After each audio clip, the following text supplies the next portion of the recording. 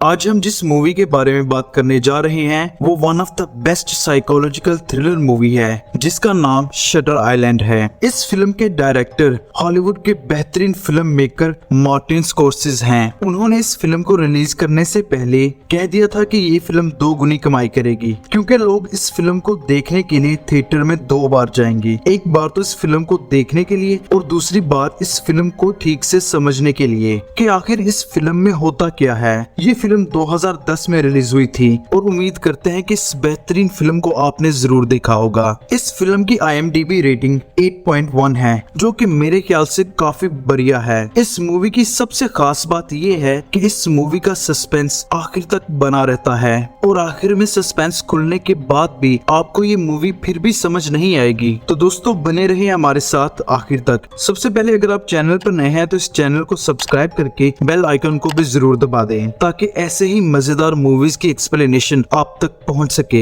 चलिए अब बिना किसी देरी के चलते हैं सीधा मूवी की तरफ। दोस्तों ये फिल्म ज्यादातर टेडी डेनियल्स या एंड्रयू लेटिस के इर्द गिर्द घूमती है क्योंकि यही कैरेक्टर पूरी फिल्म की जान है। इस फिल्म के सारे सीन्स 1950s के शटर आइलैंड के हैं जहां पर एशक्लिफ हॉस्पिटल में जहनी बीमार लोगों का इलाज किया जाता था और ये इलाज 2 मेन डॉक्टर्स के जरिए होता था जिनमें से एक का नाम डॉक्टर कॉली होता है जो कि खतरनाक मरीजों को ड्रग्स और एक थेरेपी के जरिए मरीजों को ठीक करने पर यकीन रखता है, जबकि दूसरा डॉक्टर जेरेमिया है जो मरीजों की सर्जरी करके उन्हें ठीक करने पर यकीन रखता है। सर्जरी में मरीजों को दर्द से गुजरना पड़ता है जिसके चलते डॉक्टर कॉली इस असाइलम के सबसे खतरनाक मरीज यानी एंड्रयू लेटिस पर एक थेरेपी परफॉर्म कर रहे थे ताकि ये साबित किया जा सके कि बिना सर्जरी के भी जहनी बीमार लोगों का इलाज किया जा सकता है। ये दरअसल एक शॉक थेरेपी है जिससे एंड्रयू के सबकॉन्शियस माइंड को एक झटका लगेगा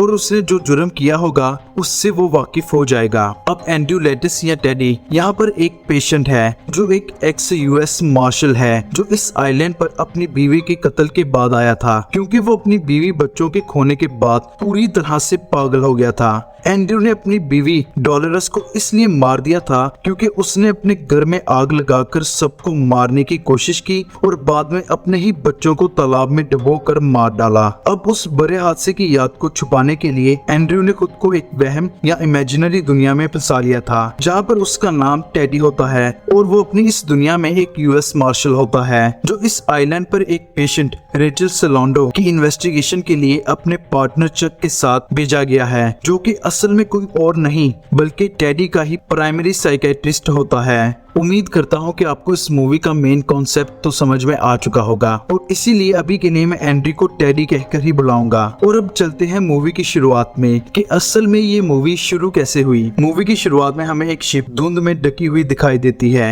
जिसके ऊपर हमें 2 लोग यानी टेडी और चक दिखाई देते हैं जो कि सीधा शटर आइलैंड की तरफ जा रहे थे। यहाँ पर टेडी के दिमाग ने एक छोटी सी कहानी बना ली थी कि इस आइलैंड पर खौफनाक कातिल और पागल लोगों का इलाज होता है और उसको एक मिसिंग पेशेंट रेचल सलोंडो को ढूंढने के लिए अपने न्यू पार्टनर चक के साथ भेजा गया है। उसके बाद टेडी को दिखाया जाता है और उसे देखने से ऐसा लगता है कि जैसे उसे पानी से काफी डर लगता है क्योंकि वो लगातार उल्टी कर रहा था जिससे उसकी तबीयत भी काफी खराब होती जा रही थी। लेकिन टेडी खुद को संभाल कर वापस शिप पर जाता है और चक उसकी हालत देखकर उसे संभालता है। आपस में बातचीत करने के दौरान टेडी चक को ये बताता है कि उसकी बीवी घर में आग लगने की वजह से मारी गई थी। उसके बाद चक उसे अपनी बातों से फिर से संभालता है और ऐसे ही ये लोग शटर आइलैंड पर पहुंच जाते हैं जहां पर शिप का कैप्टन उन्हें बताता है कि यहाँ पर एक बहुत बड़ा तूफान आने वाला है। आइलैंड पर उनकी मुलाकात होती है डेप्यूटी वार्डन मैकफरसन से। अब टेडी के जहनी बीमार होने का सबूत हमें इस बात से मिलता है कि जब डेप्यूटी उन दोनों को वही अपनी गन्स छोड़ने को कहता है तो टेडी इस बात पर बहस करने लगता है, पर इस आइलैंड की सिक्योरिटी का इंचार्ज होने की वजह से उन्हें अपनी गन्स देनी पड़ती है। इस दौरान चक को अपनी गन देने में काफी दिक्कत आती है जिससे ये बात जाहिर हो जाती है कि चक कोई मार्शल नहीं है बल्कि वो इस ड्रामे का एक हिस्सा है। यहाँ पर डेप्यूटी उन्हें एक अहम चीज बताता है कि इस आइलैंड पर मरीजों को 3 बिल्डिंग में रखा जाता है। बिल्डिंग A में मेल पेशेंट्स, बिल्डिंग B में फीमेल पेशेंट्स और बिल्डिंग C इस आइलैंड की सबसे सबसे खतरनाक बिल्डिंग है जहाँ पर सबसे ज्यादा खतरनाक मरीजों को रखा जाता है। खैर फाइनली टेडी और चक डॉक्टर कॉली से मिलते हैं। यहाँ पर टेडी पूरे सुकून से और अच्छे से डॉक्टर कॉली से बात करता है। यहाँ पहुंचकर शिप के सफर की वजह से टेडी के सर में अभी भी दर्द था, तो डॉक्टर कॉली उसे मेडिसिन देते हैं जिससे वो काफी बेहतर महसूस करने लगता है। डॉक्टर कॉली अब रेचल सलोंडो के बारे में बताते हैं कि वो इस असाइलम से भाग चुकी है, लेकिन ऐसा करना यहाँ तकरीबन नामुमकिन था। उसका गुनाह ये था कि उसने अपने 3 बच्चों को डुबोकर मार डाला था और उसके बाद उसके दिमाग की हालत बिल्कुल खराब हो गई और वो इस बात को मानती ही नहीं थी कि उसने अपने बच्चों को मार डाला था। दरअसल यहाँ पर ये बात बोलकर टेडी के सबकॉन्शियस माइंड को ये बताया जा रहा है कि ये सब उसके साथ हो चुका है। अपनी इन्वेस्टिगेशन के दौरान टेडी बाहर आता है जहाँ पर गार्ड्स रेचल को ढूंढ रहे थे। टेडी की नजर अब एक लाइट हाउस पर पड़ती है जिस पर उसे शक सा होने लगता है। टेडी अब सारे हॉस्पिटल को इंटेरोगेट करना चाहता था, जिसके लिए डॉक्टर कोली उसे साफ साफ मना कर देते हैं। ऐसा इसलिए क्योंकि अगर शुरुआत से ही टेडी को सबको इंटेरोगेट करने दिया जाता तो उसे ठीक करने का ये तरीका बिल्कुल नाकाम हो जाता। अब रेचल के रूम में जाकर इन्वेस्टिगेशन करने पर टेडी को एक चिट मिलती है जिस पर 2 चीजें लिखी थी। पहली द लॉ ऑफ 4 और दूसरी Who is 67। इसके बारे में टेडी के पूछने पर कोई भी उसे कुछ नहीं बताता, लेकिन इन 2 सेंटेंस का खुलासा मूवी के आखिर में होगा। आगे चलकर जब स्टाफ से सवालात किए जाते हैं तो वो कुछ नहीं बताते, लेकिन बस इतना पता चलता है कि रेचल ने कल थेरेपी सेशन अटेंड किया था। अब चक और टेडी सीधा जाते हैं डॉक्टर कॉली के साथ एक ऐसी जगह पर जहां पर उनकी मुलाकात डॉक्टर जेरेमिया से होती है। यहाँ पर टेडी डॉक्टर जेरेमिया से बातों बातों के दौरान गुस्से में आ जाता है क्योंकि कोई भी उसके सवालात का ठीक से जवाब नहीं दे रहा था और इस वजह से टेडी ये फैसला करता है कि वो ये रिपोर्ट वापस भेज देगा और बस हो गया उनका काम खत्म। लेकिन सोते टाइम चक टेडी को इनडायरेक्टली ये कहकर रुकने के लिए मना लेता है कि उसने कभी कोई केस अधूरा नहीं छोड़ा और ऐसे ही बातें करते करते टेडी सो जाता है। लेकिन रात को टेडी नींद से जाग जाता है और उसके हाथ में सीलिंग से टपकता पानी आ रहा था जिससे उसके हाथ कांप रहे थे। अगली सुबह फिर से डॉक्टर कोली से टेडी सवालात करने लगता है कि रेचल सलोंडो है कौन। डॉक्टर कोली उसे यही बताते हैं कि रेचल को ड्रग्स के ऊपर रखा गया था। बार बार टेडी एंड्यूलेटिस के बारे में पूछता है जिसका नाम सुनकर ये दोनों मरीज काफी अजीब बिहेव करते हैं क्योंकि वो इनडायरेक्टली अपने ही बारे में बार बार पूछ रहा था। फिर उसके बाद फीमेल मरीज टेडी की डायरी में कुछ लिख देती है जिसके बाद ये दोनों आइलैंड का मुआयना करने के लिए बाहर निकल जाते हैं। तब वही खतरनाक तूफान आने लगता है जिससे बचते वो एक कमरे में चले जाते हैं। अब वहाँ जाकर टेडी का ये कहना था कि यहाँ के पेपर्स देखकर मुझे एंड्यूलेटिस नाम का कोई मरीज नहीं मिला। वो यहाँ पर बहुत गलत साइंस एक्सपेरिमेंट की बात करता है जो कि हकीकत में बिल्कुल ही गलत था। तूफान अब जोरों पर था और डेप्यूटी उन दोनों को वापस लेने के लिए आ जाता है। बारिश में उनके कपड़े और सिगरेट सब खराब हो गए थे और इसी वजह से उनको नए कपड़े दिए जाते हैं। वहाँ से टेडी डॉक्टर कॉली से मिलता है जो उसे एक शॉकिंग बात बताते हैं कि हमें रेचल अब मिल गई है, जिसके बाद टेडी उसको भी इन्वेस्टिगेट करता है। फिर उसके बाद टेडी को पेशेंट्स के साथ बेड पर सुला दिया जाता है।